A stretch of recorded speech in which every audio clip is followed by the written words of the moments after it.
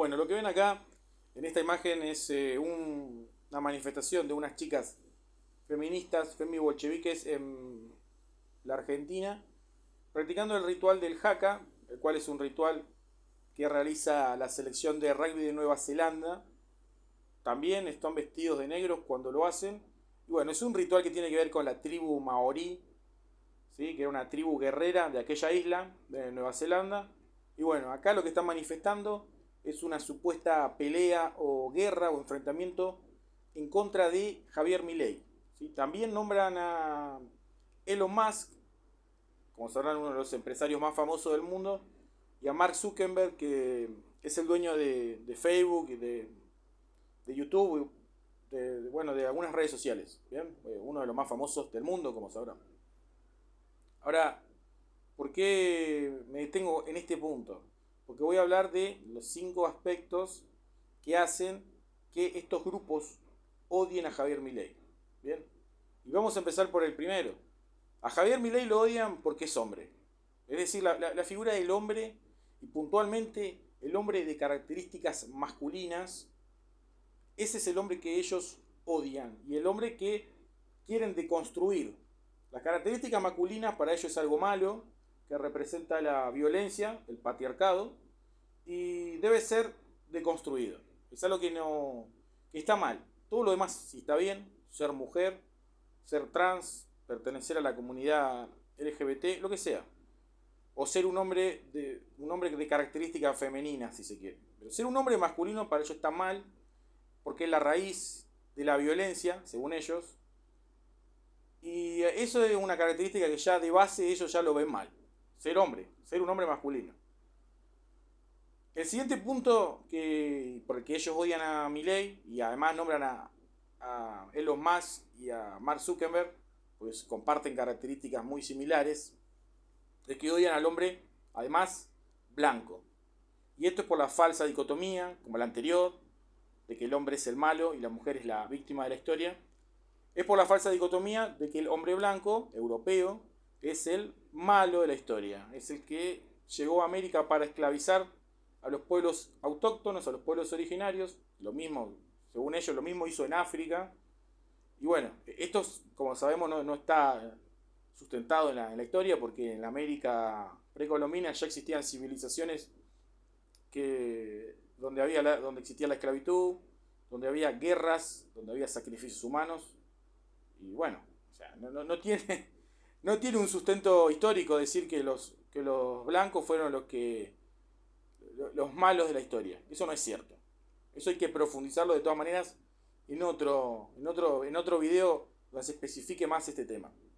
Pero partiendo ya yendo del principio, el hombre masculino, blanco, y el tercer punto es el hombre heterosexual. Y es por lo mismo, también por una falsa dicotomía, de que el heterosexual es el malo de la historia, es el que oprimió siempre al homosexual y además a las mujeres. Bueno, eso tampoco tiene un sustento, porque si nos basamos en el pensamiento y la teoría de la izquierda, del progresismo, uno tiene su sexualidad de acuerdo a su autopercepción. Con lo cual nosotros no podemos saber, no podemos comprobar esa autopercepción de esas personas, de esos hombres de aquellas épocas. ¿Sí? No podemos saber la autopercepción de San Martín, de Napoleón Bonaparte o de Alejandro Magno. Nosotros no podemos saber la autopercepción sexual de ellos, ni de nadie de esa época, porque quizás lo querían ocultar, basándonos en la teoría de la izquierda. Entonces ya a partir de ahí se caería todo el relato, si no sabemos realmente cuál era el sexo de ellos, porque según el progresismo, el sexo es la autopercepción. Así que ahí se caería completamente el relato del supuesto patriarcado y de el hombre opresor. El siguiente punto tiene que ver con la libertad.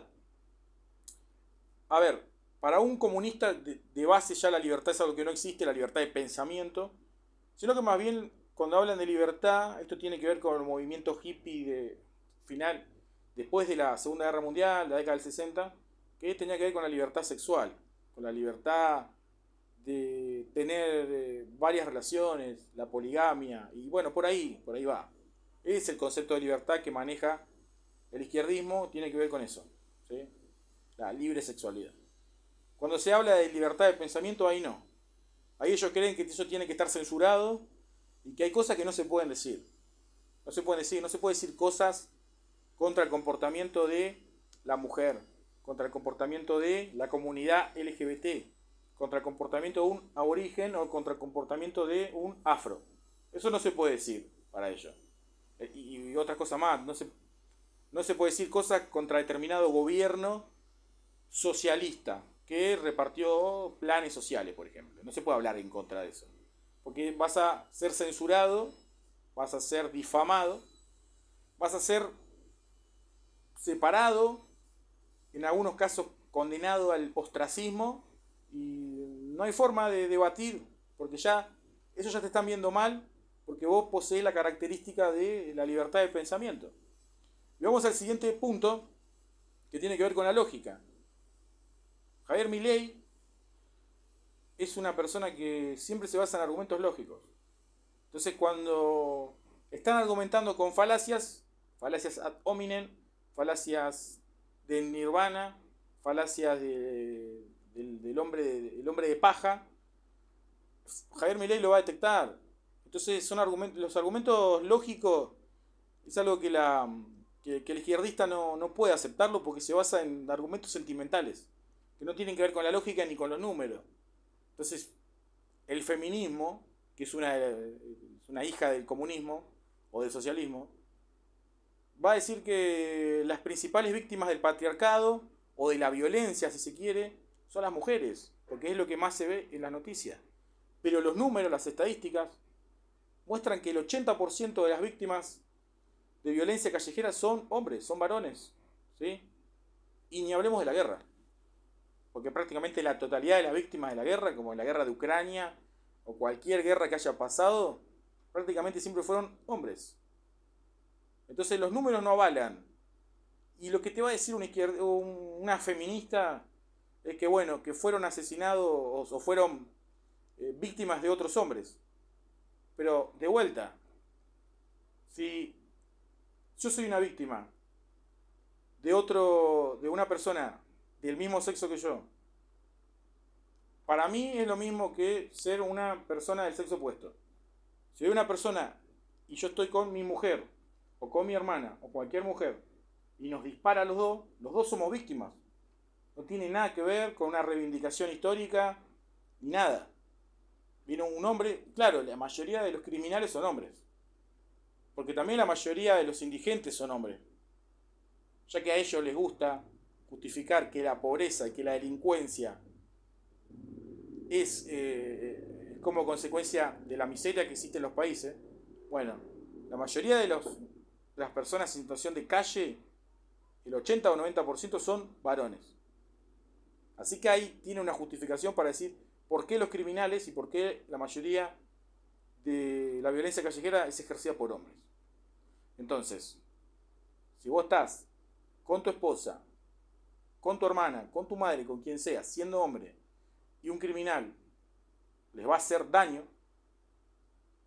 tanto vos, siendo hombre, como tu mujer o quien sea que está del sexo opuesto, los dos son víctimas. No tiene nada que ver.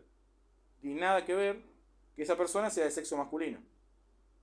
Bueno, si tienen algo que comentar, este es un tema muy largo. Si tienen algo para opinar, ya saben que los leo en la cajita de comentarios. Se vienen muchos más videos. Nos vemos la próxima.